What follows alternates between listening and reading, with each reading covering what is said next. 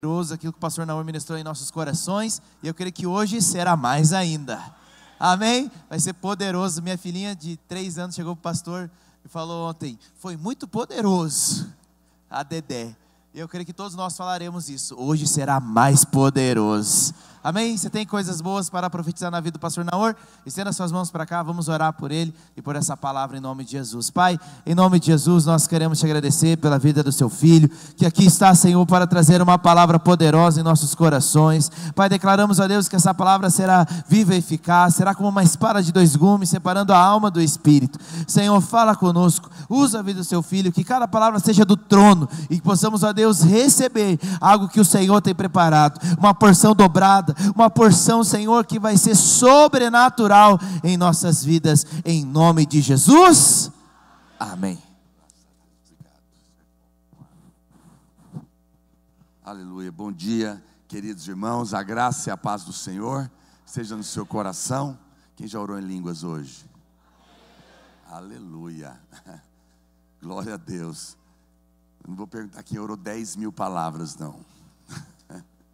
Esse é o apóstolo Paulo, né? Mas fica o padrão para nós. Irmãos, eu quero continuar compartilhando com você nessa manhã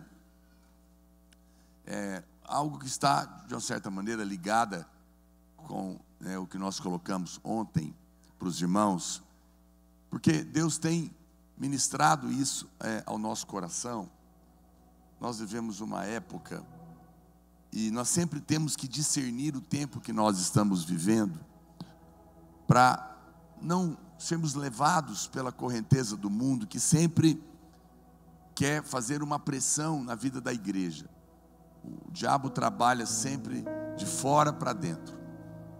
Ele começa do lado de fora para alcançar dentro. E o Espírito Santo, bem mais baixo para mim. E o Espírito Santo, ele trabalha de dentro para fora. É o contrário. E sempre há esse choque, não é, que acontece. E nós vivemos um momento na vida que nós passamos por aqui, que é um momento que eu diria de apatia espiritual lá fora, porque isso está escrito na Bíblia. A Bíblia fala que nos últimos dias o amor iria se esfriar do coração de muitos homens. Essa é a grande estratégia do diabo. E como ele faria isso? Ele iria esfriar esse coração, criando, obviamente, uma cultura de relacionamentos impessoais. Na verdade, até mesmo digitais. Hoje a gente vê as pessoas se relacionando muito mais pela internet do que às vezes pessoalmente. Você percebe essa pressão, até mesmo dentro da igreja, tentando mudar cultos reais em cultos online, né? Eu não sou contra transmitir o culto para quem não pode estar aqui, claro, só para isso, porque jamais poderá ser substituído. Esse relacionamento, ele é vivo, ele é fundamental. A Bíblia fala que nós devemos apresentar o nosso corpo como um instrumento vivo. Não é uma coisa que eu faço lá na minha casa. Eu estou junto com os irmãos, porque é isso que mantém a brasa acesa, não é? Mas o diabo trabalha para que esse relacionamento distante, em última análise, alcance a nossa vida em relação a Deus. Porque se a minha relação com meu pai, com a minha mãe, com meus irmãos, minha esposa, meus filhos, meus irmãos, é distante, é fria, é impessoal, é digital, qual que vai ser a dedução para essa geração? De que com Deus também é assim. E nós precisamos entender que a resposta para um tempo de apatia, a resposta para um tempo de um coração indiferente, externo, exterior, é aquilo que Deus vai fazer dentro de nós. Olha o que diz a Bíblia em 2 Coríntios, capítulo 13, verso 13. Preste atenção. Olha o cumprimento do apóstolo. Ele fala: a graça do Senhor Jesus Cristo. Diga comigo: a graça do Senhor Jesus Cristo. O amor de Deus e a comunhão do Espírito Santo sejam com todos vós. A Bíblia coloca 3 palavras. Diga: graça, amor e comunhão. A graça de Jesus, o amor de Deus e a comunhão com o Espírito. É uma relação com a Trindade. 3 coisas poderosíssimas na nossa vida. Você precisa da graça de Deus, você precisa do amor de Deus e você precisa da comunhão do Espírito. E eu diria que você recebe a graça de Jesus. Veja que cada um da Trindade, né? Deus, Jesus, Deus Pai e o Espírito Santo, que é Deus, que é um, eles são um nele mesmo, mas há uma relação com cada um aqui. Você recebe graça de Jesus, porque foi Jesus que morreu na cruz, tomou o seu lugar. É a grande troca, é Deus dando tudo para quem não merece nada, absolutamente.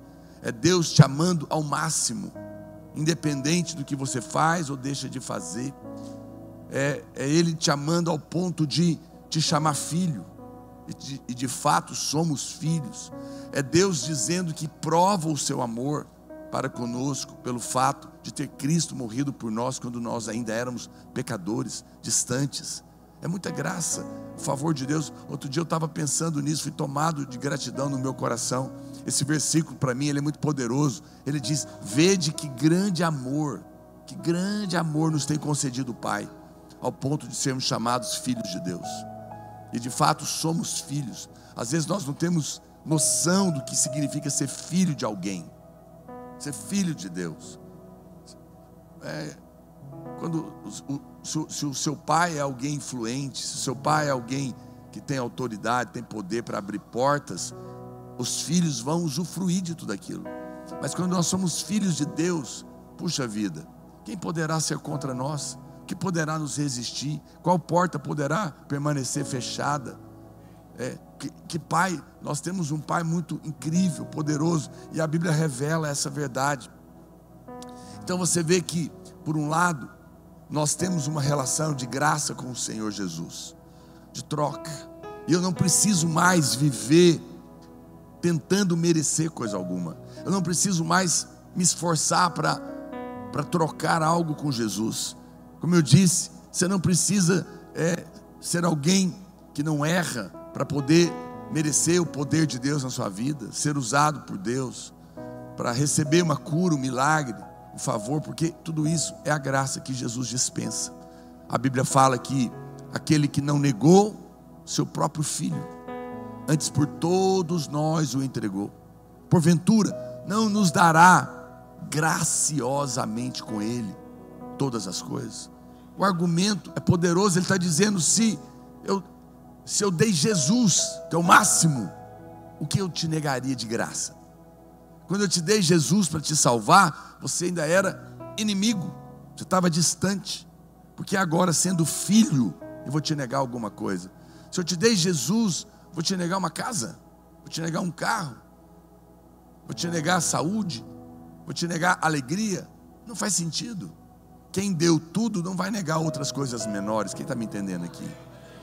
Não é? Puxa vida, o seu pecado foi pago, que constava contra você, toda uma dívida impagável. Mas se Deus pagou o seu pecado, Ele negaria pagar a dívida no banco? Percebe a lógica? Não faz sentido. Ou seja, nós podemos ter uma fé poderosa, robusta, mas olha para cá, tem um ponto aqui que talvez é a chave da minha ministração nessa manhã. Você recebe graça de Jesus, você recebe o amor do Pai. A Bíblia fala que nós o amamos porque Deus nos amou primeiro. Você não pode amar se primeiro não for amado, porque você só pode amar quando você toca na fonte do amor. Deus é amor. Deus não apenas ama, Ele é o amor. E quando eu disse para você ontem, o amor é paciente, o amor é benigno, o amor não se ufana, o amor não se ensoberbece, o amor não se alegra com a injustiça, mas se alegra com a verdade, né? Não se ressente do mal, tudo crê, tudo suporta, o amor jamais acaba, ele tem domínio próprio, ele tem mansidão, é uma coisa maravilhosa. Alguém que manifesta essa plenitude é simplesmente perfeito. E é claro que nós sabemos que somente Cristo é essa pessoa. No entanto, à medida que nós recebemos a cada manhã desse amor que é derramado no nosso coração, é por isso que o amor tira o medo. A Bíblia fala que o verdadeiro amor tira o medo, ele expulsa o medo, porque ele dá provas profundas e poderosas do cuidado de Deus Pai conosco. Por que o amor é aqui relacionado ao Deus Pai? Porque é o Pai que você precisa.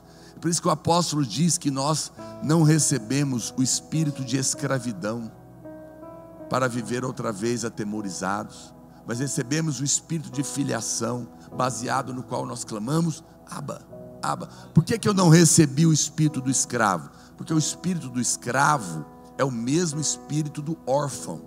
Qual que é a relação entre o escravo e o órfão? Os dois não têm pai.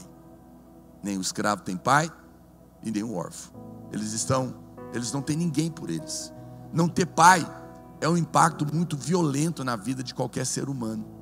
Porque quem não tem pai não tem alguém para ensinar, não tem alguém para dar direção, não tem alguém para proteger, não tem alguém para suprir, não tem alguém para deixar uma herança que te coloque em vantagens, não é? Não tem alguém para ser modelo. E é por isso que o diabo ataca as relações. A maioria dos irmãos tiveram algum tipo de problema com a figura paterna.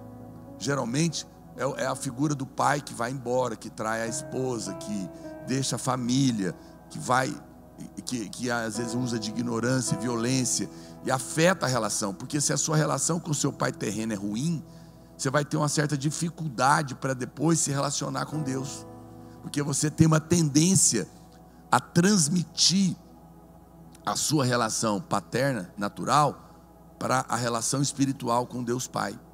Mas o Senhor quer renovar. Esse inclusive é o encargo que eu faço devocional, justamente para restaurar uma imagem de uma relação divina com o verdadeiro Pai, que é Deus, e que nós temos dificuldade.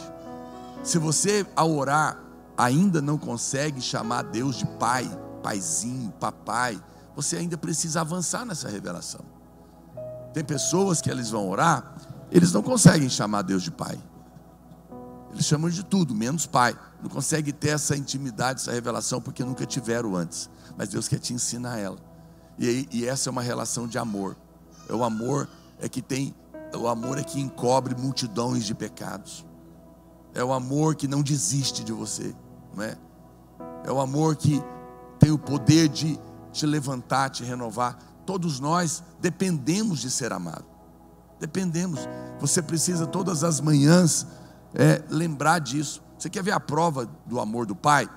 É Jesus. Quando Jesus vai começar o seu ministério e ele sai das águas do batismo, o céu se abre, ele vai começar o trabalho dele.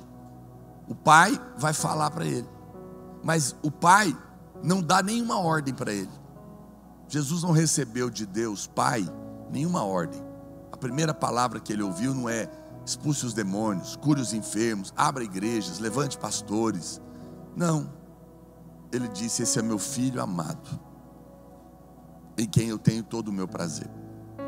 O ministério de Jesus começou ouvindo a voz do Pai, de que ele era amado. Ninguém deveria começar nada diferente de Jesus sem ter a certeza de que você é um filho amado. Porque se você é amado, você está seguro. Se o Deus Todo-Poderoso é o seu Pai e Ele te ama, e Ele afirma isso, e você ouve a sua voz, Ele está dizendo: pode casar, eu te amo. E se eu te amo, eu não vou negar nada. Eu não vou negar cuidar, não vou negar ensino, proteção, suprimento. Eu estou do seu lado, eu não vou te deixar, eu não vou te abandonar, vou estar com você. Pessoas amadas são pessoas seguras. Seguras. São pessoas que vencem o medo, porque sabe que tem alguém maior, que está cuidando dele. Por isso que a palavra de Deus está dizendo do amor do Pai. E como eu disse, a graça de Jesus que está todo o tempo te dando o que você não merece, todo o tempo te livrando daquilo que você merece, para te dar o que você não merece. É a graça de Deus. Mas mesmo sabendo disso, e antes de eu continuar, vamos fazer essa confissão. Levanta a sua mão, sentado mesmo, feche os seus olhos, diga: eu creio que eu sou altamente favorecido, grandemente abençoado, profundamente amado, eternamente salvo. Amém? Glória a Deus. Você deve confessar essa verdade todos os dias. Você deveria anotar, até decorar. Todo dia você deveria levantar sua mão, voltar para o seu coração e poder dizer: eu sou altamente favorecido, eu tenho favor de Deus, eu sou grandemente abençoado, eu sou uma pessoa profundamente amada, eu estou salvo eternamente, eternamente perdoado, por isso a minha vida é abençoada. Você deve renovar sua mente sobre essas verdades. Agora, eu estava meditando nesse texto e Deus me abriu os olhos para um detalhe. Nós temos, como igreja, ouvido muito, muito a respeito da graça de Jesus e do amor do Pai, sim ou não? Mas por que às vezes nós não temos visto tanto efeito prático em muitas áreas da nossa vida dessa graça e desse amor? Porque está faltando às vezes o terceiro ponto. O terceiro ponto é o que respalda e destrava e libera a realidade dos dois primeiros: a graça de Jesus, o amor de Deus e a comunhão do Espírito. Comunhão. Esse terceiro ponto, a comunhão do Espírito, ele é a chave para você entender a revelação da graça e do amor. Por quê? Porque é o Espírito Santo que nos ensina todas as coisas. É na comunhão do Espírito que você aprende a revelação da graça de Jesus e do amor do Pai. Caso contrário, você tem uma cabeça desse tamanho, um coração, um corpinho fraco, porque você sabe muito, mas a sua realidade é pouca. Não adianta saber mentalmente que você tem a graça de Jesus e o amor do Pai. Você precisa do Espírito Santo, na comunhão com Ele, para ser ensinado espiritualmente. Ontem eu não disse que o apóstolo Paulo disse: eu oro em línguas mais do que todo mundo, em Coríntios, para que eu possa, na igreja, ensinar a outros. Por que ele disse isso? Porque ele estava dizendo que enquanto ele ora no Espírito, ele está sendo ensinado. Quem ora em línguas está sendo ensinado. Quem tem comunhão com o Espírito Santo está sendo ensinado sobre tudo, mas especialmente sobre as revelações da graça e do amor de Deus. Quando você vai, eu estou junto com o pastor Luiz pregando enfaticamente a graça desde 2013, ouço pregações praticamente diárias, todos os dias, prego sobre isso todos os dias, mas eu tenho uma preocupação: eu não quero ser um doutor da graça e do amor de Deus. Eu não quero ser um testemunho de alguém que ouviu falar. Eu quero participar. Eu vi uma história uma vez que o apóstolo João, o apóstolo do amor, ele era bem velhinho, já isolado na ilha, e ele foi convidado para ir num culto. Ele já quase não conseguia falar, e o pastor leu o Salmo 23, pastor da igreja: o Senhor é meu pastor, nada me faltará, Ele me faz repousar para os pastos verdejantes, guia-me para junto das águas de descanso, refrigera a minha alma, né? Ainda que eu ande pelo vale da sombra da morte, não temerei mal nenhum, né? E ele foi falando todo aquilo ali: prepara uma mesa na presença dos meus adversários, unge a minha cabeça com óleo, faz o meu cálice transbordar. E o povo aplaudiu. Aí ele falou: agora eu queria chamar o apóstolo para ler o mesmo salmo. E ele começou devagarzinho: o Senhor é meu pastor, nada me faltará. E ele foi lendo, e à medida que ele foi lendo, a congregação foi tomada pelo Espírito, do cuidado de Deus, do amor de Deus, e todos caíram em prantos, começaram a chorar muito. Quando ele terminou, o pastor pegou de novo o microfone E ele falou: olha, irmãos, o Salmo 23 é o Salmo do pastor. Eu conheço o Salmo do pastor. Os irmãos conhecem o Salmo do pastor. Todo mundo abre a Bíblia lá em casa no Salmo do pastor. Mas quando eu li, vocês aplaudiram. Mas quando o apóstolo leu, você chorou, tocado pelo Senhor. Qual a diferença? Ele disse: é porque nós conhecemos o Salmo do pastor, mas esse homem conhece o pastor do Salmo.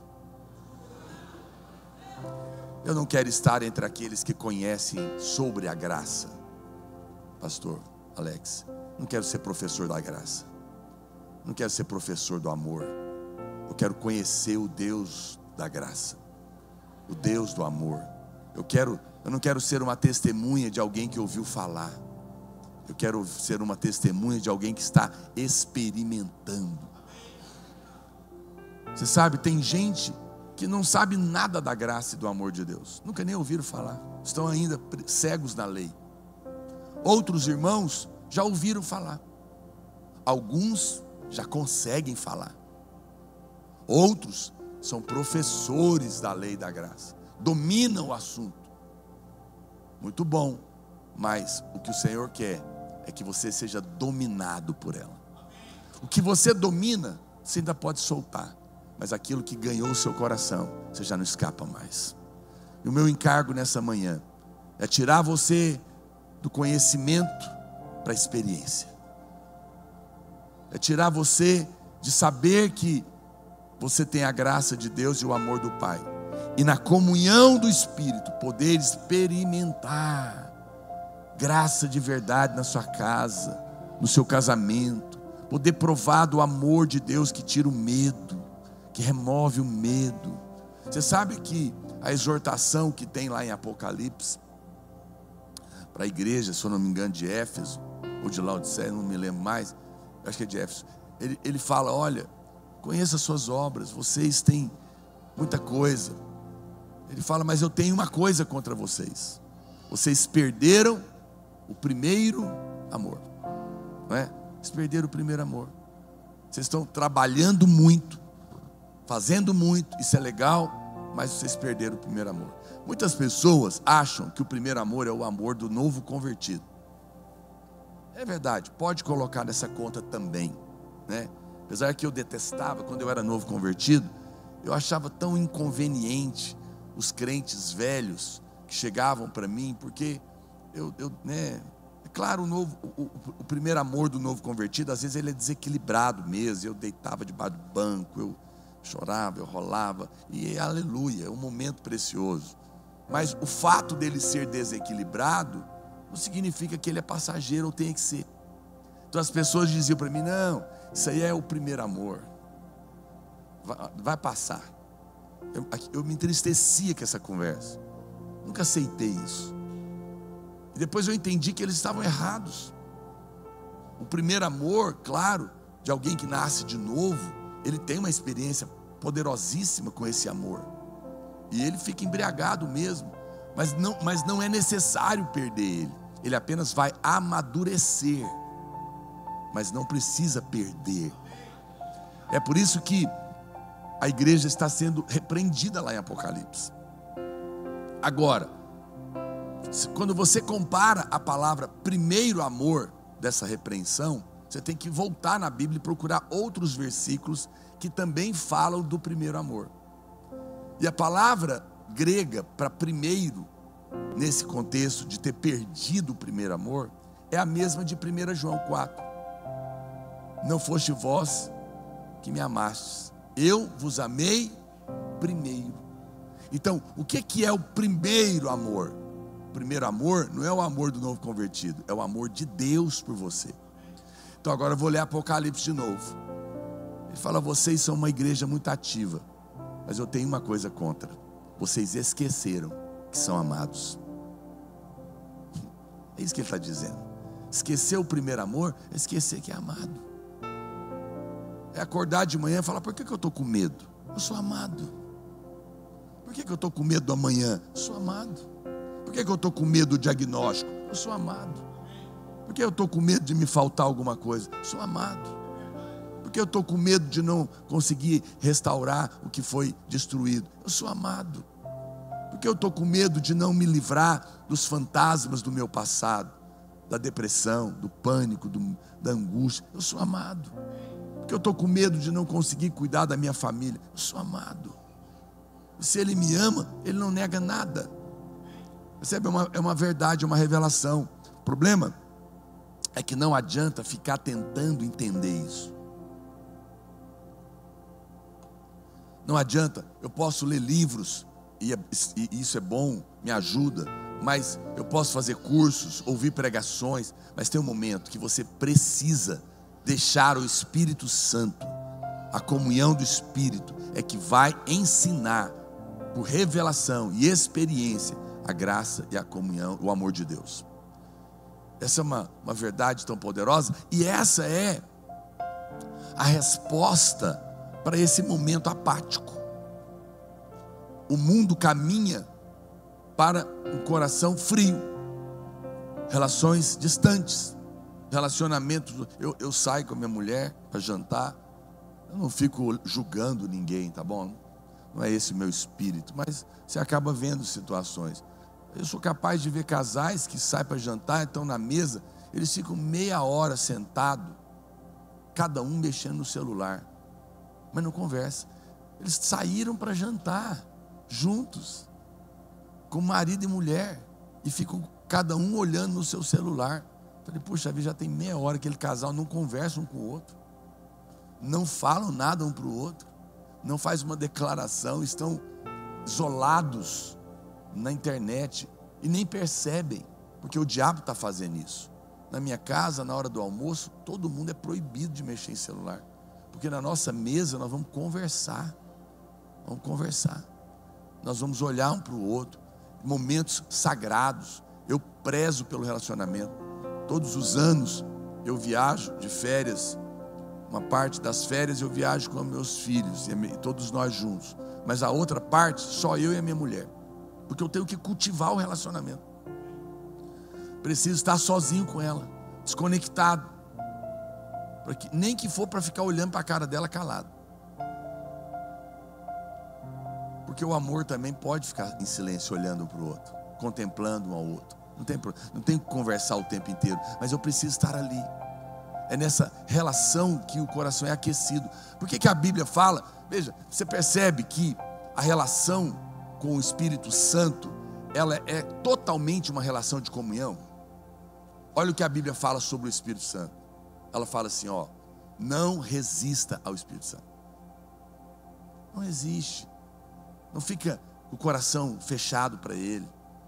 Ouça Ele. Vamos pensar nessa relação entre o marido e a mulher. O pastor fala para o marido dela, irmão, vocês não estão bem. Estou conversando com você e com sua mulher. Para de resistir sua mulher. A irmã, eu também estou percebendo que você está resistindo ao seu marido. Você está do contra. Tudo você é contra. Você não está percebendo? Você não deixa ele fazer nada. Tudo você é contra, tudo você implica. Aí, em contrapartida, você quer comprar as coisas, ele também não tem dinheiro, não pode. Estão resistindo um ao outro. Não faça isso. Aí você não escuta, você continua resistindo. O marido está querendo, vou jogar bola. Você só quer jogar bola, só quer pescar, nunca arruma as coisas aqui em casa. E aí ele fica nervoso, não quer chegar em casa, enrola para chegar tarde e já dormir. Aí a mulher se começa a se sentir desprotegida. Aí ela resolve, queria fazer um negócio novo no meu cabelo, presta o cartão. Não, para que isso? Está ótimo assim. Ele está resistindo ao outro. O que vai acontecer se isso continuar? O segundo passo nessa relação vai entristecer. O marido vai ficar triste com a mulher vai ficar triste com o marido. Por quê? Porque está sendo resistido. Eu te peço, é não. Eu quero, é não. Nunca pode, nunca tem a disposição de ajudar, nunca tem a disposição de cooperar, nunca tem a disposição de servir. E aí o outro rebate da mesma maneira. A sequência é o entristecimento. Vai ficar triste um com o outro. O que é tristeza? Tristeza é a ausência da alegria e do prazer. Um casal que está triste um com o outro não tem mais alegria, não tem mais prazer, não quer mais estar junto. Qual que é a consequência? Isolamento, indiferença, porque a indiferença já tem um conteúdo de mágoa aí no meio, e aí começa a viver dois estranhos dentro de casa. Todo mundo sabe o final dessa história. O final dessa história é que o amor vai esfriar completamente, e daqui a pouco ninguém sente nada mais um pelo outro, não é? E o relacionamento acaba. Um relacionamento que um dia foi uma paixão, mas essa sequência destruiu ele. E aí acabou a família, acabou o casamento, acabou os sonhos, afetou toda a sua vida. Quem está me entendendo? Estou errado, irmãos? Vamos olhar a Bíblia agora? Não resista ao Espírito Santo. Ele quer abençoar você, Ele quer falar com você, Ele quer ajudar você, Ele quer te dar instrução, Ele fala com você. Não vai por esse caminho, meu irmão, meu filho, vai por aqui, isso não é legal para você, olha isso. Você fala, não, eu que sei. Você ignora, você resiste, insiste. Você é duro, cabeça dura. Deus está falando com você. Deixa eu mudar isso na sua vida. Sai disso. E você resiste, resiste, resiste. Se você vai resistindo o Espírito, a Bíblia diz a segunda palavra: não entristeçais o Espírito. Por que você está entristecendo ele? Porque está sendo resistido. Ele quer ter comunhão, você não tem tempo. Ele quer falar com você, você não pode, você está corrido. Ele quer te ajudar. Puxa vida, você sabe, uma das coisas mais ruins é morar com alguém que te ignora. Muito estranho morar em casa. Meus filhos, meus netos, é uma cultura nossa. Tem que beijar e tem que pedir bênção. A gente encontra, minha filha, né, agora tem 3 netos, meu genro também é assim, que é goiano é assim. E eu faço questão de preservar essa cultura. Meu primeiro netinho era pequenininho, e às vezes criança é emburrada, não quer. Pede bênção para o seu avô. Não, pede bênção. Você vai apanhar. Ah, pastor, discordo. Provavelmente não é o melhor caminho. Mas hoje, agora ele já tem 3 anos. Claro, ele mudou, ele me vê, já vem correndo. Benção, avô, me abraça, me beija. Porque nós ensinamos e cultivamos. Aí a minha filha tem 29 anos, meu filho tem 25 anos, eu tenho 50 e quanto que eu fiz? 7, né? Acho que é 7 que eu fiz. Meu pai fez 90 anos, mas eu encontro meu pai, eu abraço meu pai, eu beijo meu pai, eu falo, benção, porque nós prezamos por um relacionamento. Não é alguém que está ali, não é qualquer pessoa. Muito estranho isso. Eu beijo meus irmãos. É uma relação que a gente cultiva, não é uma coisa que está ali, qualquer coisa. Não. Mas quando você está emburrado com a sua mulher, você ignora ela. Mal fala bom dia, passa reto. Claro, vai entristecer. A Bíblia fala, não entristeça o Espírito. Porque como que eu entristeço ele? Ignorando ele. Está dentro de mim, eu não falo com ele, nem bom, como diz, eu não falo nem bom dia. Mas aí, a Bíblia fala que se você insistir nessa direção, vai acontecer a terceira coisa. Você vai apagar o Espírito. Apagar. Não apagueis, não apagueis. O que é apagar? Perder a salvação? Isso. Vocês creem na perca da salvação dessa igreja? Aqui foi ensinado que uma vez salvo, salvo eternamente. Pastor, sua. Então é claro que não é isso. O Espírito não sai, mas ele apaga. Sabe o que é isso? Ele não fala mais com você, porque ele é um gentleman. Ele insistiu tanto, você resistiu. Ele insistiu tanto, você resistiu, e ele entristeceu. Mas você ignora. Agora ele está lá, mas como se não tivesse.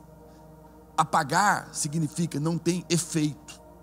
E depois você não entende Por que que você não tem revelação da graça e do amor de Deus?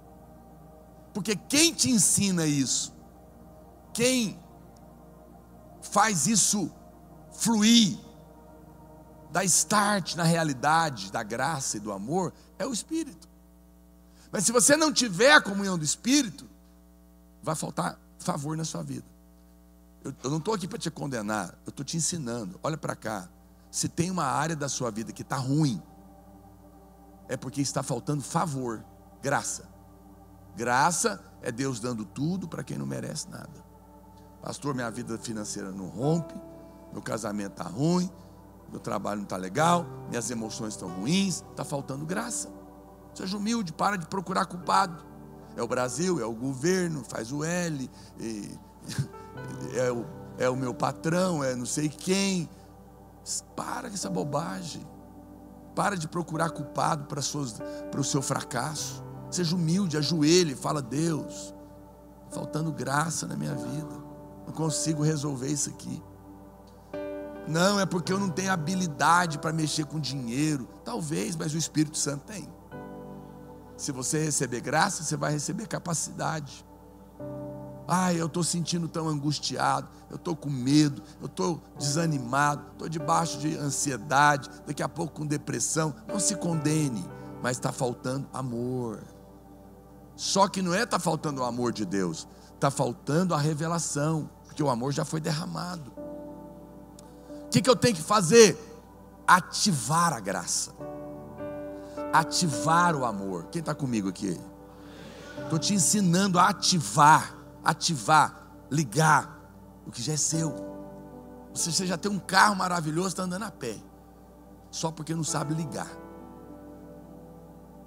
Uma vez eu conversei com um vendedor de carro de luxo, ele estava falando, vende Ferrari, essas coisas, tem que ter um curso, porque o povo não sabe nem ligar o carro. Eu acho que eu não sei. E deve ter um monte de coisa que tem que fazer lá que eu não sei o que é. Nunca tive. Mas eu fico pensando, o que Deus tem me mostrado é isso. Eu tenho liberado graça e amor para o meu povo, mas eles não sabem ativar. E a ativação é o Espírito, porque quem ensina é o Espírito. Quem ensina é o Espírito. Nós estamos tentando ser feliz, porque todo homem, toda mulher busca ser feliz. E a graça e o amor de Deus é que traz a verdadeira alegria.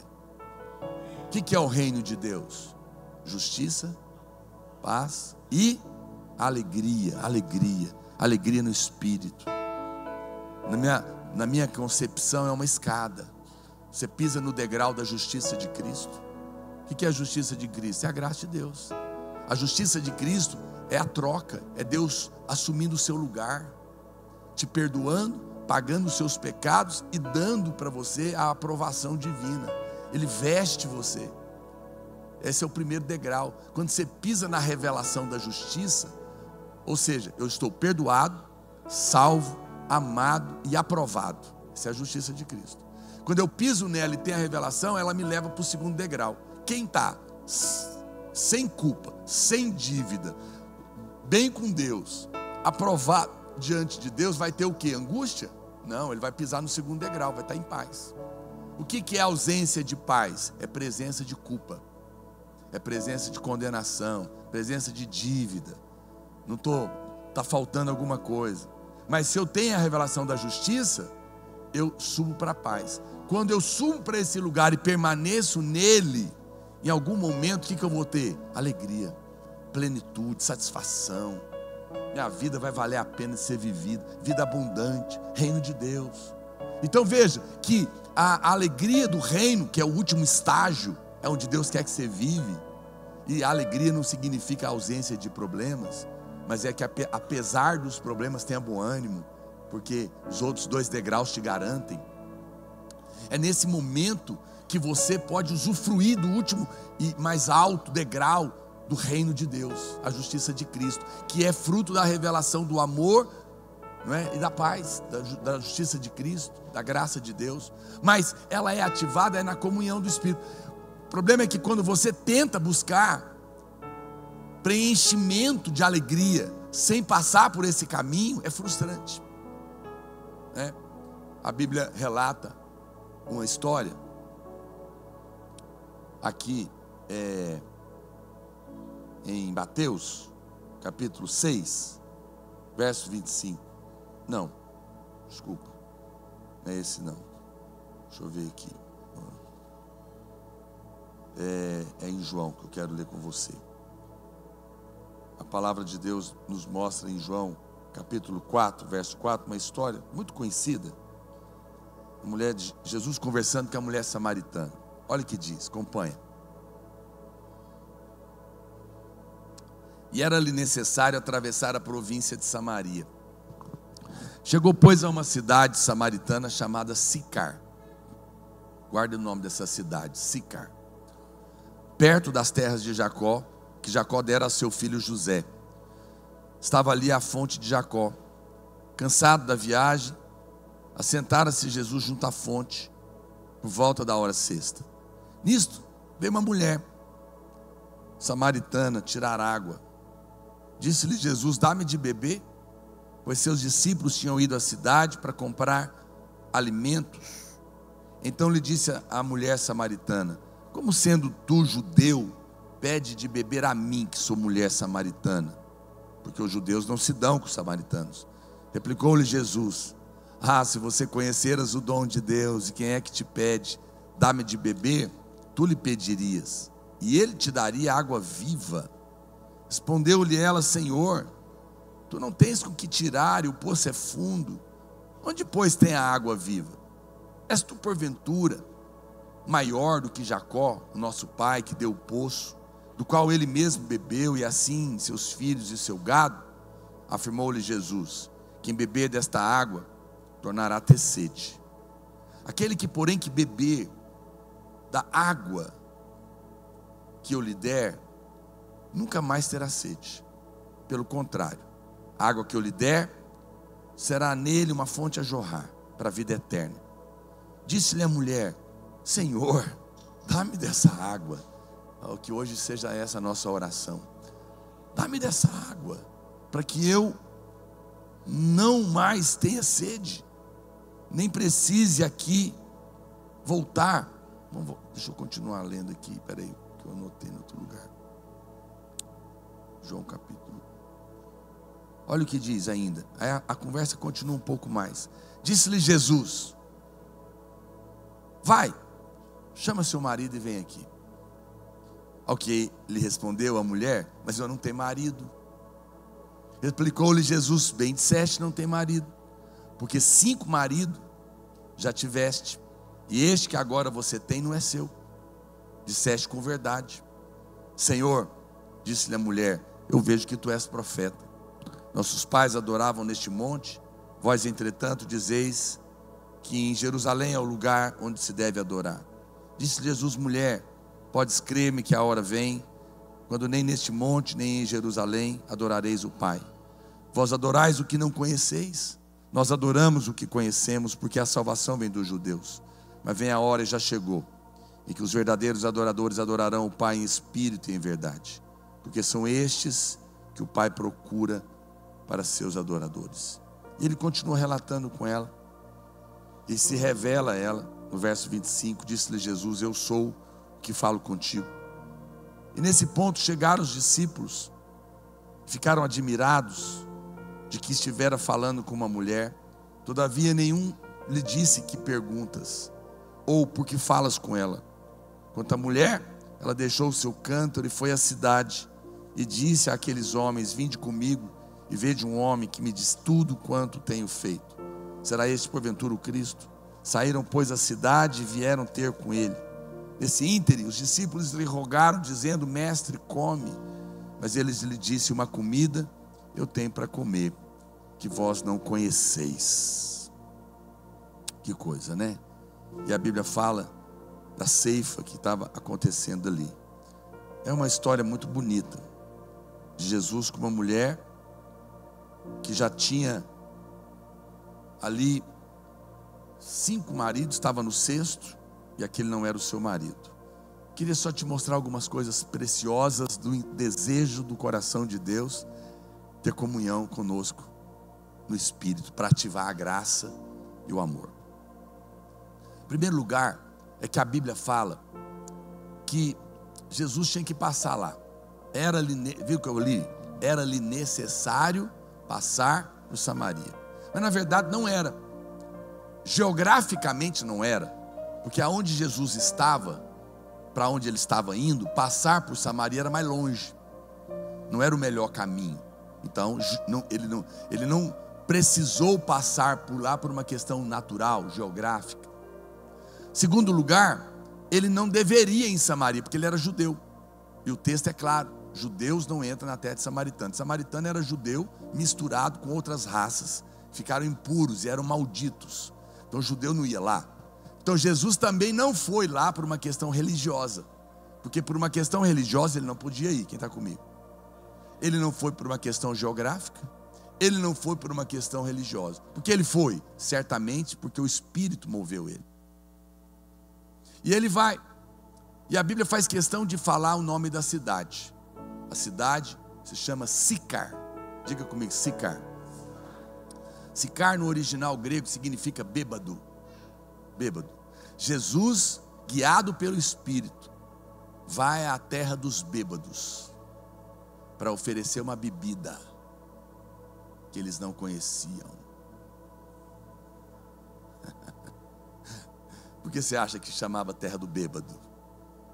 Lá em Goiás tem a terra da confecção, a terra da melancia, a terra do tomate, porque é o que tem lá. E se alguma cidade chama terra do bêbado, eu imagino que tem pinga lá. E acho que essa era a prática daqueles homens. Agora, por que você acha que eles enchiam a cara? Quem enche a cara,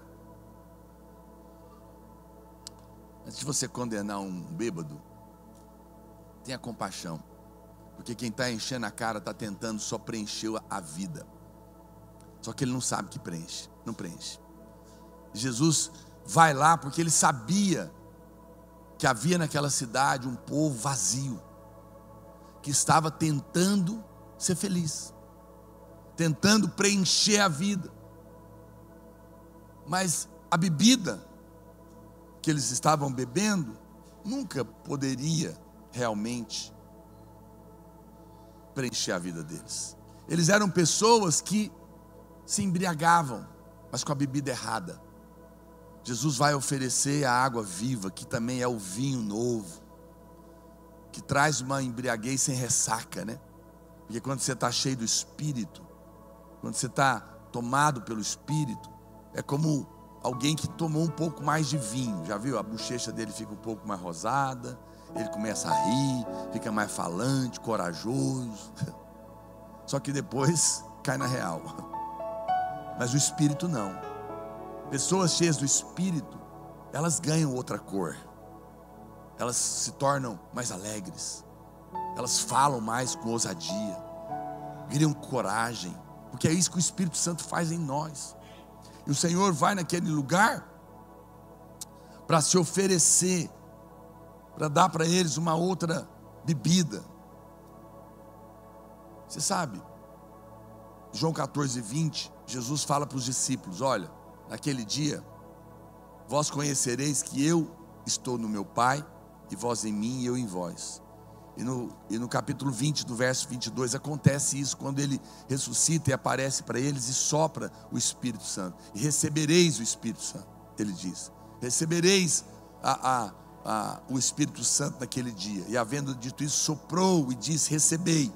Ou seja, ele estava dizendo, hoje, no primeiro versículo, ele disse: eu estou com vocês, mas vai chegar um dia que eu e o Pai vamos entrar em vocês.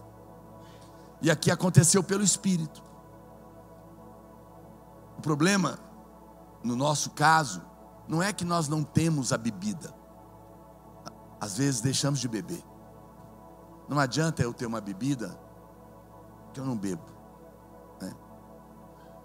Eu vi uma história de um homem muito rico, Alex, que ele tinha uma adega de vinhos caríssimos, vinhos caros, e ele nunca quase abria esses vinhos porque era muito caro. Só ficava bebendo vinho barato. Mas ele tinha vinhos caros, muito bons, mas não bebia porque era avarento, só queria ver a garrafa. Só que ele morreu. E os dois melhores amigos dele ficaram muito tristes, né, com aquilo. E passou um tempo, eles saíram e eles foram num restaurante. O garçom trouxe uma garrafa de vinho muito cara para oferecer. Vocês querem beber esse vinho? Um falou, não, Deus que me livre, caro demais. O outro falou assim, mete o saca-rolha, abre. Você está louco? Mete o saca-rolha. Não, eu vou pagar, mete o saca-rolha. Aí ele não entendeu nada, eles estavam bebendo vinho. Falou para ele, olha, você sabe, você lembra do nosso amigo? Lembro. Lembra da adega maravilhosa, aqueles vinhos caríssimos? Lembro. Pois é, eu fui com a minha esposa lá visitar a mulher dele, a viúva. Ah, é? Como ela tá? Tá bem. Ela casou de novo. Ah, que legal. E os vinhos? Pois é, o marido dela bebeu tudo.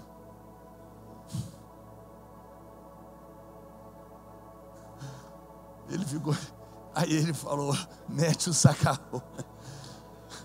Se você não beber, outro vai beber. Eu não estou aqui fazendo apologia de vinho. Me entenda com ouvidos espirituais. Você não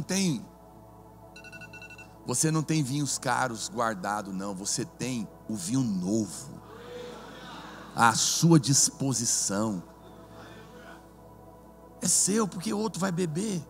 É para você se embriagar com o Espírito, ter comunhão, beber. Jesus estava oferecendo para aquele povo algo muito poderoso.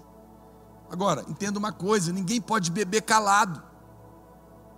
O próprio apóstolo fala para os Efésios do capítulo 5, e não vos embriagueis com vinho, esse vinho natural, mas enchei-vos ou embriagai-vos. Poderia usar, não fique embriagado com o vinho natural, mas fique embriagado com o Espírito. Como? Calado? Não, falando o que, apóstolo? Falando em línguas, falando entre vós com salmos, com hinos, cantando, com cânticos espirituais, orando em língua, fluir, deixar, é assim que você bebe. Você sabe, quem bebe só um pouco. Não tem jeito de você beber um rio, não tem jeito de você beber uma fonte inteira, você vai afogar. Então quem bebe um pouco. Mas Jesus falou para aquela mulher, se você beber um pouco, ele vai ser suficiente para virar uma fonte. Veja, eu não estou mandando você orar o dia inteiro, só estou te contando o que Jesus está falando. Se você priorizar o Senhor na sua vida, um pouquinho de manhã, 10 minutos antes de sair de casa, coloca uma música, canta. Eu vou te fazer um desafio, vamos ver se você vai descobrir o tanto que você está viciado. Passa a acordar amanhã, demora meia hora para abrir o WhatsApp. O que aconteceu hoje de manhã, pastor Sem? Nós acordamos, eu liguei uma música, começamos a orar em línguas. Aí o que aconteceu? Alguém te ligou. Por que ligou para ele? Você está com o pastor Naor? Pede para ele ver o WhatsApp. Por quê? O que ele pediu para eu ver? Porque eu não abri. Meu WhatsApp não toca. Pim, pim, pim. Deus que me livre. Não toca, não. Se alguém está morrendo, precisa falar, me liga, meu querido, porque eu não vou ver o WhatsApp. Eu vou abrir de vez em quando, mas eu não vou abrir primeiro. Primeiro eu abro a música, eu abro a palavra, eu abro o devocional de um pastor abençoado que passa no YouTube, na presença do Pai, e ouço a palavra. Você deveria colocar Deus em primeiro lugar, beber um pouquinho de água dele. Primeira coisa que eu faço também é tomar um copo d'água gelada, cedo, hidratar, mas primeiro eu bebo da outra água. Faz a experiência, bebe um pouquinho antes de trabalhar, você vai ver como vai ser seu dia, porque a Bíblia fala, coloca o Senhor em primeiro lugar, e todas as outras coisas te serão acrescentadas. Começa bebendo um pouco de água viva, e uma fonte vai jorrar. Veja que foi o Senhor que disse isso. E ele fala que aquela mulher então aparece para ele. E ela fala sobre a água. Eles começam a conversar. E ele fala, mas você continuar bebendo dessa água, você vai voltar a ter sede. Mas se você beber da água que eu te der, você não vai ter sede mais. Todo homem, olha para cá, todos nós estamos tentando preencher a nossa alma. Porque a nossa alma precisa ser preenchida, que ela foi feita para ser preenchida. Mas ela não foi feita para ser preenchida com nenhuma outra coisa, senão o Senhor. Você pode tentar, você vai descobrir, não tem jeito. Eu estava lá em Ponta Grossa, pregando antes de vir para cá. Daí no outro dia cedo eu fui na academia e encontrei um irmão que é personal. E aí ele estava com um aluno dele, que não é crente. Aí ele até veio com o rapaz, conversamos um pouco. Falou, pastor, estou chamando ele aqui para ir para a célula e tal, mas ele não está indo ainda. E depois a gente conversou um pouco. Eu falei, não se preocupe, apenas continue dando água. Ele vai ficar com sede. Todo homem em algum momento vai precisar de Deus. E se tiver uma fonte perto, ele vai beber. Não se preocupe em empurrar Jesus goela abaixo em ninguém. Apenas jorre a água. Aí a Bíblia fala, sabe por quê? Jesus não condenou aquela mulher. Ele não falou assim, minha filha, eu te conheço, você tem 5 maridos, esse está no 6º. Você é uma mulher que não vale nada. Falou isso para ela? Não. Ele não falou. Por que ele tocou nesse ponto? Não é interessante que no meio da conversa ele vira a conversa? Ele sabia, ele é Deus, ele conhecia aquela mulher. Ele não condenou. Por que você acha que aquela mulher estava no 6º marido? Porque ela estava com sede de ser amada. Ela estava com sede de pertencer a alguém. Ela estava com sede de ser guardada, correspondida, se sentir valiosa. E ela encontrou um homem, outro homem, outro homem, outro homem, e nada. Eu lamento mulheres que apostam toda a sua vida em encontrar um homem para fazê-la feliz. Vai ser frustrada. Nenhum homem, olha para cá, nenhum homem é capaz de fazer uma mulher feliz. Não. Maridos se esforçam para abençoar suas esposas, mas tem coisas que todos nós somos limitados. Nenhuma mulher é capaz de fazer um homem realmente feliz. Eu amo a minha mulher, eu me esforço para abençoá-la, mas tem limite. Tem horas que eu não posso fazer mais nada. Eu dou presentes para ela, e nem dou presente para conquistar o amor dela. Eu dou presente porque ela já me ama. Eu já a amo. É uma expressão, não uma negociação. No entanto, ela já aprendeu, e eu também. Quem me preenche? Tem horas que a minha mulher me ama, é carinhosa. Amor, o que está acontecendo? E ora comigo, faz carinho em mim. Eu falo, amor, não adianta, obrigado, mas agora eu tenho que orar, porque o que eu estou precisando, você não consegue. Só o Espírito Santo pode saciar a minha alma no que eu estou sentindo agora. E aí eu tenho que ir orar, beber da água. E é impressionante, eu bebo. De repente eu falo, pronto, agora eu vou dormir, porque eu bebi da água. Preencheu, é assim que é. Você sabe, olha aqui, amadas, você que é solteira, você que é casada, felicidade no casamento não é encontrar alguém para te fazer feliz, é descobrir que já é amada, já é aceita, já está preenchida. E porque está feliz e amada, vou casar, porque eu estou cheia de amor para dar. Não tem essa expressão? Fulano está cheio de amor para dar, então está na hora de casar. Mas você só pode ter amor para dar quando você recebeu amor. Mas se você está querendo procurar alguém para ficar para ter amor, não. O homem não tem amor, Deus tem amor, Ele é amor. E é por isso que quando um casal cheio de Espírito está junto, o casamento é uma bênção, porque os dois estão derramando amor. Então veja, nós tentamos encontrar esse preenchimento, às vezes, no sexo, no amor, como aquela mulher. Outros estão tentando achar preenchimento no dinheiro. Eu preguei para um dos homens mais ricos do estado de Goiás, um mês antes dele morrer. dono da empresa de ônibus, dono do Goiás Esporte Clube, dono das concessionárias. E ele estava com câncer, eu fui lá pregar para ele, era espírita. E ele, uma pessoa que ninguém jamais confrontava, porque multibilionário, todo mundo puxa saco dele, desculpa a expressão. Mas ele estava morrendo, eu falei com ele, falei, olha, o senhor é um homem de negócios, e o senhor fez negócio a vida inteira. Eu vou falar algo para o senhor não se ofenda comigo. Porque ele tinha me perguntado, para onde que eu vou, para o céu ou para o inferno? Eu falei, é uma boa pergunta, séria, sua vida está no fim.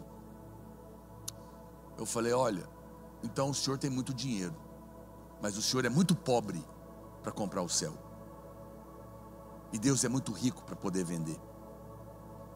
O senhor fez negócio, mas não tem negócio que coloque o senhor lá. E ele ficou assim, assustado.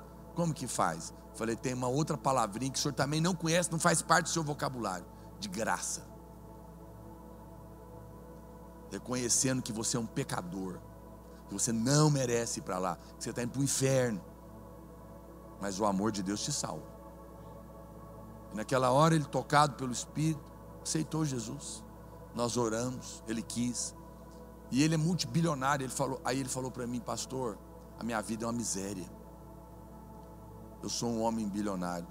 Está vendo aquele quarto ali? Eu falei, tô. A minha mulher está lá, tem 6 anos que ela vegeta na cama. Os meus filhos não conversam entre eles, porque estão brigados por causa da minha herança. E eu estou morrendo. Sabe o que é isso? Era tão miserável, que a única coisa que tinha era dinheiro. Mas não tinha as verdadeiras riquezas. Não tinha paz, alegria, prazer, desfrute. Pastor, eu posso ter dinheiro? Pode, desde que o dinheiro não seja a razão da sua vida, porque você vai se frustrar também. Se dinheiro preenchesse vazio, os ricos não se matavam. E tem rico com depressão? Tem. Querendo se matar? Tem. Se fama fosse preenchimento, também não tinha gente famosa deprimida. Não se iluda, querido. O dinheiro não vai preencher, a bebida não vai preencher, o sexo não vai preencher, o trabalho não vai preencher, o esporte não vai preencher, a literatura não vai preencher, a arte não vai preencher. Tudo isso é legal, mas é supérfluo, é secundário. Isso é para ser desfrutado. Presta atenção. Isso é para ser desfrutado de quem já é preenchido. Mas você está tentando preencher para desfrutar. Não. Primeiro, preencha com a única coisa que pode preencher, para você não ter mais sede. A.W. Tozer disse que a nossa busca desenfreada pelas coisas externas é a prova da nossa falência interna. Quem está cheio por dentro não precisa estar desesperado por fora. É por isso que Jesus falou, não andeis ansiosos por coisa alguma. Eu posso preencher tudo. Aí olha o que Jesus fala para essa mulher, olha para cá. Olha, você já teve 5 e esse 6º não é seu. Ela falou, é verdade. Ele falou, então vai lá e chama ele. Porque ele toca no ponto dela. Ele toca na necessidade de ser amada. Ele não fala isso, mas eu vou te falar o que ele estava mostrando para ela. Presta atenção, olha para cá. Na Bíblia, o número 7, os irmãos sabem, o número 7 é o número perfeito na criação, para a vida aqui agora. Por isso que o homem foi criado no 6º dia e Deus descansou no 7º, porque o 7º acabou a obra. Então o 7º é perfeito. Jesus estava dizendo, você já teve 5 e o 6º não é seu e não vai te preencher. Mas ele estava se apresentando. Eu sou o 7º.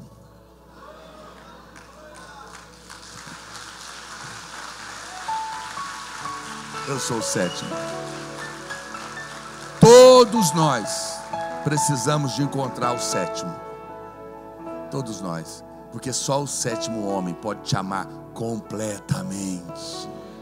Só o 7º homem pode te fazer pertencer completamente, ser preenchido completamente, estar envolvido por esse amor. Irmãos, essa é a comunhão do Espírito que ativa a graça e o amor de Deus. É deixar ser amado. Jesus fala com aquela mulher, ela tenta aí uma conversa religiosa, ela fala, mas esse poço de Jacó, nosso patriarca, nosso pai, adora aqui, adora lá. Jesus falou para ela, olha, enquanto você está tentando se saciar com a religião, com a lei, tentando explicar com coisas exteriores, nada vai acontecer na sua vida. Não é aqui, não é lá, não é nesse poço, é no Espírito, é dentro de você. E aí a Bíblia fala que ela percebe, ela fica tão tocada, e ela vai lá e conta para a cidade. Ela não chama só o marido dela, ela chama todo mundo. E a Bíblia fala que a multidão vem ouvir Jesus. Lembra quem eles eram? Os bêbados. Certamente ela falou, ele me deu uma bebida que vocês não conhecem, vem beber. E a Bíblia fala que a multidão veio, e foi um mover tão grande que Jesus teve que ficar lá 2 dias. Jesus sempre vem para ficar 2 dias, e nós já estamos no 3º dia. E ele mata a sede daqueles homens. Houve um avivamento naquela cidade. Pastor Alex, essa igreja só precisa entender isso. Curitiba não precisa de mais uma igreja, uma denominação. O povo perdido de Curitiba não precisa de mais uma placa. O povo perdido de Curitiba não precisa de um conjunto de regras. Eles precisam de água. Eles estão com sede. Qual que é a estratégia? Bebe a água e deixa a fonte jorrar. Você sabe, quando a gente vive no mundo, nós somos como uma esponja, e as tribulações através das pessoas nos espremem. Seu chefe te persegue, problema no relacionamento, problema na família, é gente te apertando, e você fica incomodado. Não se preocupe em ser espremido, preocupe-se o que vai sair da esponja, poeira ou água. É muito bom quando alguém cheio de água é espremido.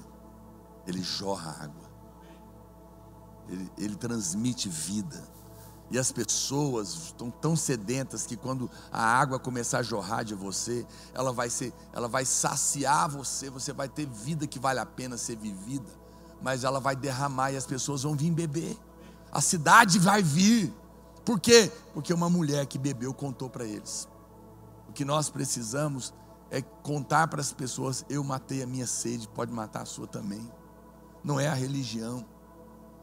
Eu recebi na igreja um dia, depois de um culto, acabou a reunião, estava na frente, as irmãs tinham encontrado no banheiro feminino um transexual americano, e elas trouxeram ele até mim.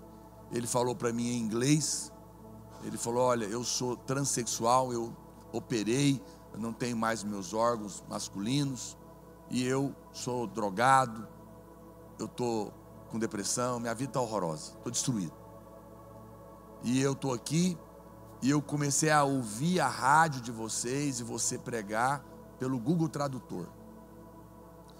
E te ouvindo, você falou que Deus perdoa os pecados de qualquer tamanho. E ele começou a chorar, olhou para mim e falou para mim: pastor, tem jeito para mim? Eu falei: puxa vida. Eu falei: claro, não há pecado grande demais que Deus não perdoa, nem sujo demais que o seu sangue não possa lavar. E aí nós oramos, ele entregou a vida para Jesus, chorou. Aí ele falou: posso te fazer uma pergunta? Eu falei: pode. Ele falou: o que eu sou agora diante de Deus? Um homem ou uma mulher? Eu pensei por um momento, essa pergunta não tinha nas apostilas do seminário. Eu falei: mas Deus sabe ela. Eu fiquei esperando o Espírito Santo falar para mim. E eu falei para ele o que veio ao meu coração. Eu falei: não se preocupe se você é homem ou mulher. Você é filho. Fala com seu pai, e ele vai saciar sua sede. Por que eu estou te contando? Porque eu fiquei feliz que alguém como ele aceitou ir na igreja. Sinal que ele está com sede e achou água. Uma moça me procurou no final do culto, falou: pastor, estou te ouvindo, já tem um mês no YouTube, descobri você lá. E passei a vir aqui, já esse é o 3º domingo. Eu queria pedir uma oração, perguntar algo. Falei: pois não. Falei: não, sou casada. Ela falou para mim, uma moça bonita, normal, sou casada. Eu amo muito a minha esposa. Mas parece que eu estou em dúvida se esse negócio é ou não a vontade de Deus. Aí ela falou para mim: na verdade eu nem sei o que vocês pensam sobre isso.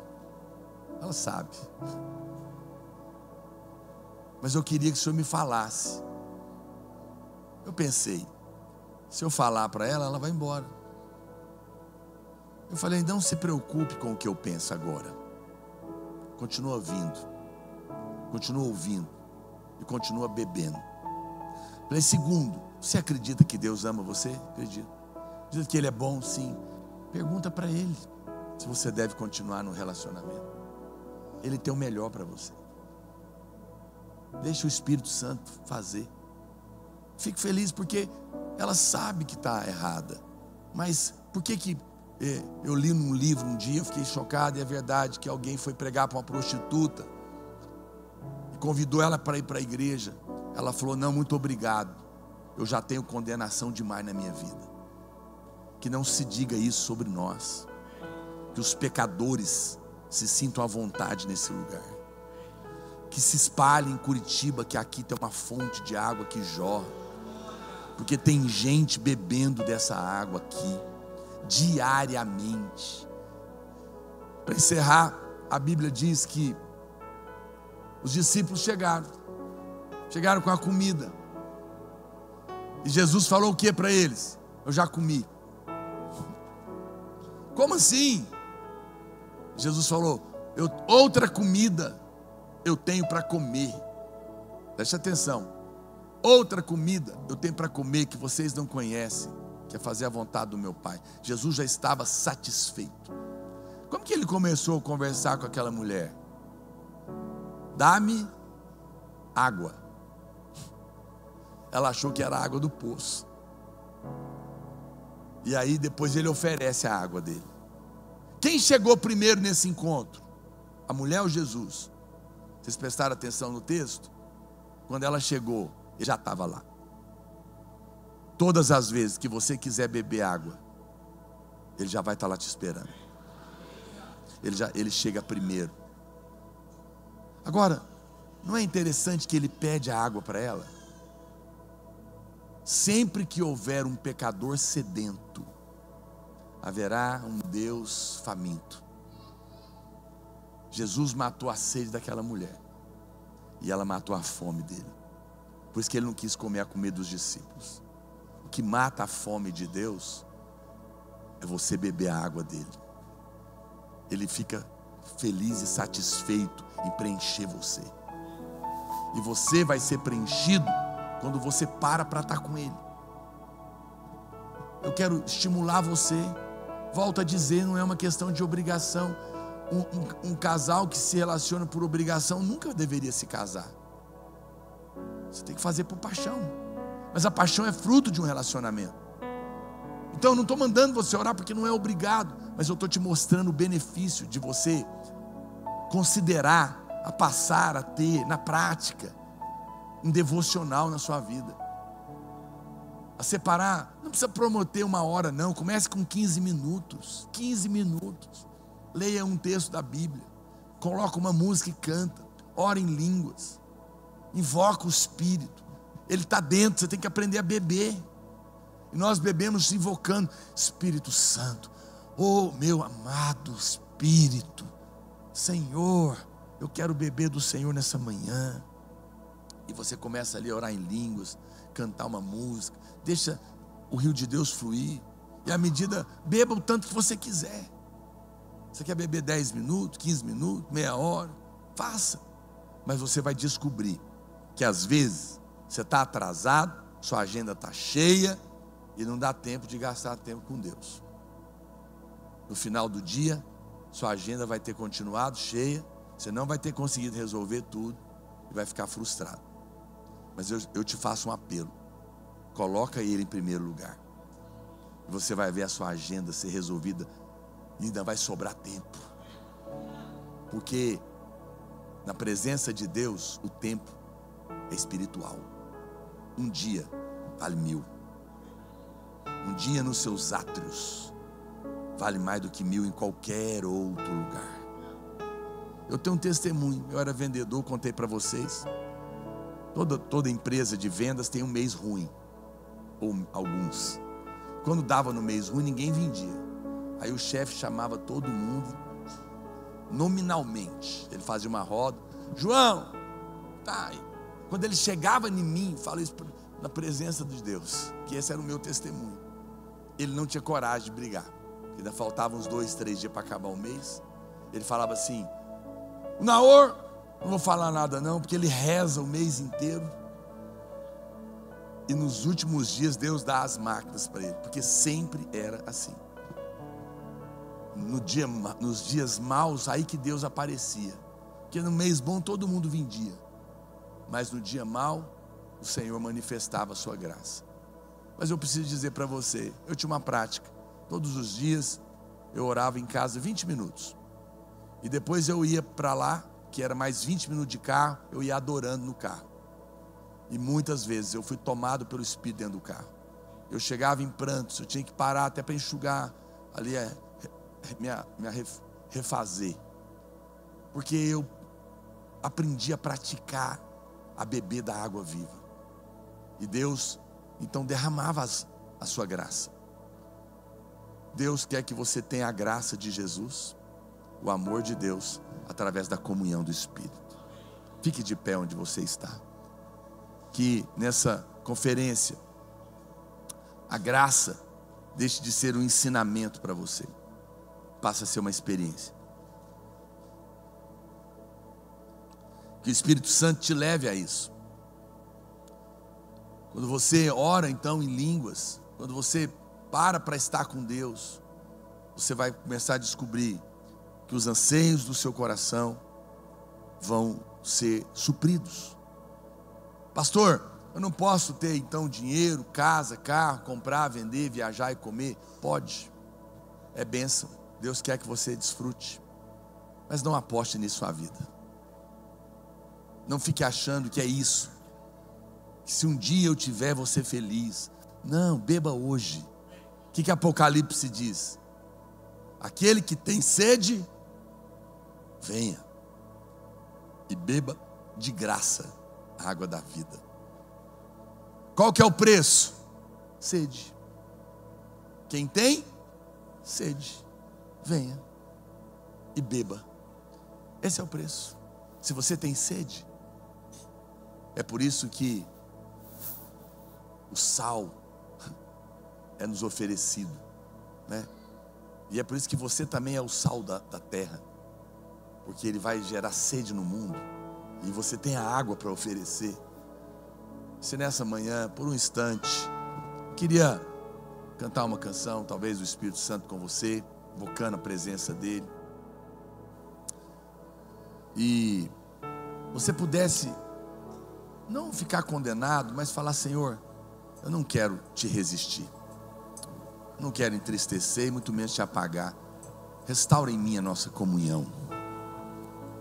Talvez você já tem, você fala: Deus, eu quero mais, porque eu descobri que é essa água que é o segredo, essa água que é o segredo da nossa vida. Ao cantar essa música, deixa o Espírito renovar o seu coração, deixa Ele renovar a sede por Ele na sua vida.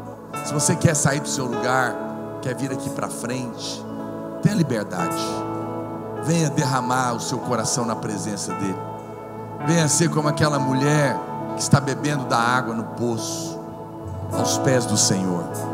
Se você quiser, pode vir enquanto nós cantamos essa música.